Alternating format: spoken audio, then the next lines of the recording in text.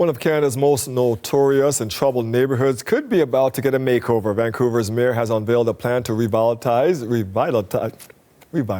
Downtown Eastside, but not everyone is happy with this idea. CBC's Michelle Gosub is in our Vancouver newsroom with the details. Michelle, what does the mayor have in mind? Yeah, Mayor Ken Sim says he will bring a motion to council that will dramatically change the city's approach to the Downtown Eastside. So this is a plan in 3 parts, but there's one part that is getting the most attention, and that's his intention to halt the build of any net new supportive housing. So not building any new supportive housing, instead focusing on renewing and revitalizing the buildings, the supportive housing that does exist down there. And the argument he's using is that Vancouver is really bearing the brunt of the homeless crisis in the region. And he says other municipalities need to step up to the plate and increase their supportive housing. Take a listen to one city councillor who supports this motion. Vancouver has 75% of the supportive housing and social services in the region. We only have 25% of the population. So if you look at Burnaby, if you look at Richmond, you look at the Tri-Cities, they need to do their part to provide supportive housing to people from their communities so they aren't forced to come to the Downtown Eastside. Now, I mentioned 3 parts to the plan, so the other 2 parts are focusing on bringing market housing, business development, and services to that community, and also to really crack down on gang activities. For people who are outside the Lower Mainland, have probably heard of Vancouver's Downtown Eastside. It's a community that's been in crisis for years, but in the past 5 years, we've really seen things worsen. Tents, lots of people living in tents on the sidewalk. Those tents have been removed by police only to pop up again, as well as an increase in crime, in really public drug use. So Sim really saying something needs to change in that community. Not surprisingly, the plan has provoked a lot of reaction, Michelle. So what are people saying? Yeah, a lot of really strong reaction is very fair to say, especially from people who work in that community, who live in that community. Many arguing that you can't deal with the homeless crisis by simply not building more supportive housing, and arguing that this could lead to the conditions in that neighborhood simply deteriorating even further. So take a listen to one advocate who works with vulnerable women in that community. Services who are looking for services. We support 8,000 people right now, another 5,000 on the list. So we know the demand in the Downtown Eastside is not going away. This stop will not actually address the complex issues that exist. We know that housing is one part of it.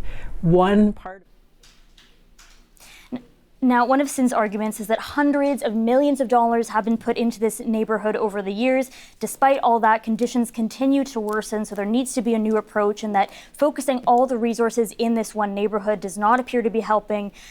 So he will be bringing this to council in February, and at that time, Vancouverites will have an opportunity to weigh in on what they think.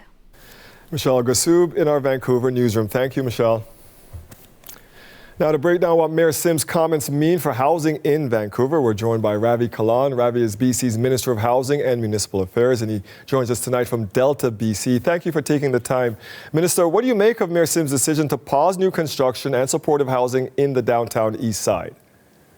Well, he made a whole host of announcements part of this package, and some of it I'm a little sympathetic to. You know, the part of the call was for the region to play a greater role in addressing homelessness, having more communities step up for supportive housing. One of the items was about public safety and having more bylaw and police officers working together.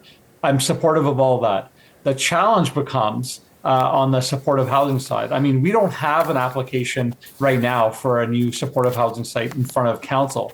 So it's not a short-term issue, but to link supportive housing to crime and safety, that's a major challenge, because the research shows us in British Columbia that the problem isn't housing that's leading to issues in the community. It's people without housing. It's people that are struggling with mental health and addictions, who are sleeping in parks, sleeping in tents, sleeping at bus stops. That is a risk to community and not the actual housing. When you hear that the Downtown Eastside has 77% of Metro Vancouver supportive services, but only 25% of the population, why can't these supportive services then be in other communities to be more spread out? Well, certainly they have been scaling up. I mean, if you look at in the last 3 years where majority of the new supportive housing has gone, it's gone in Surrey, it's gone not in Vancouver. Vancouver actually hasn't seen a significant increase in the last few years. It's the other communities that are starting to scale up. I am in support of the notion that other communities do more. We have challenges in the Tri-Cities. We need to have some supportive housing options there. We have challenges in the Fraser Valley. We need to have that there. But taking away supportive housing, taking away resources that are needed for people in communities right now, that won't address public safety. That won't make lives better for the people that are struggling in communities. So there's a way to do it. Where, yes, other communities can scale up, but at the same time, we shouldn't be taking away resources for people that are struggling in our communities right now. The mayor said he ran to make the community safer, and during his announcement, he suggested, and I know you go against this, he says the poverty industrial complex, it's in that downtown east side, and it's become a hub for crime because of that. So what do you make of those comments, tying those two things together? Well, I think that when people... when there's a lot of vulnerable people around, yes, there's organized crime and predators who try to prey on that. But that's not a housing issue. That's a homelessness and a poverty issue.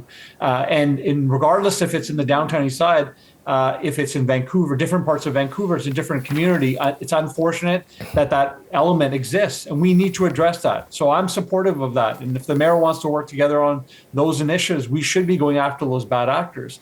We should be looking at how to address issues of poverty together, local governments and provincial and federal government.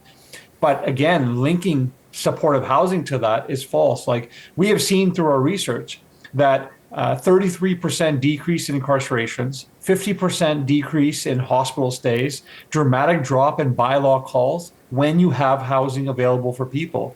So, to suggest that that's the problem, I think is problematic. Housing advocates say building less supportive housing will mean more homelessness. Do you agree with that? I would agree with that. I think that we need to find ways to ensure that people get the housing that they need at the time they need it. For some people, it's supportive housing. For others, they need rent supplements to be able to get into market housing. Everyone is in a different place in their journey. Taking away resources, it won't make the problem any better. It'll just make it worse. So Vancouver obviously needs to be a seat at the table. I would suggest to Mayor Sim and to the other mayors in the region, this is what Metro Vancouver should be doing. These are conversations they should be having. It's similar in Victoria. The region needs to be talking, Tri-Cities the same. We've been trying our hardest to bring everybody together to say, you need to be part of the solution. Maybe this is the start of it. How do you feel about the province not being really consulted on this? You just heard about this maybe through the media. Yeah, I think that's, of course, it's always better to be consulted, to be part of the conversation. I'm not particularly sure why the mayor felt that he needed to make this announcement at this time. I do know there's by-elections coming, and perhaps that's the direction that he wants to signal for those by-elections. But I would say that we have had a pretty good relationship with Vancouver up to now because we've been able to have tough conversations. I'm hoping that we can get back to the table and start finding solutions, because at the end of the day, that's what people want. They want solutions. They don't want to hear rhetoric back and forth. Ravi Kahlon is BC's Minister of Housing and Municipal Affairs. Thank you for joining us for this important conversation. Thank you, Minister. Thank you for having me. Be safe.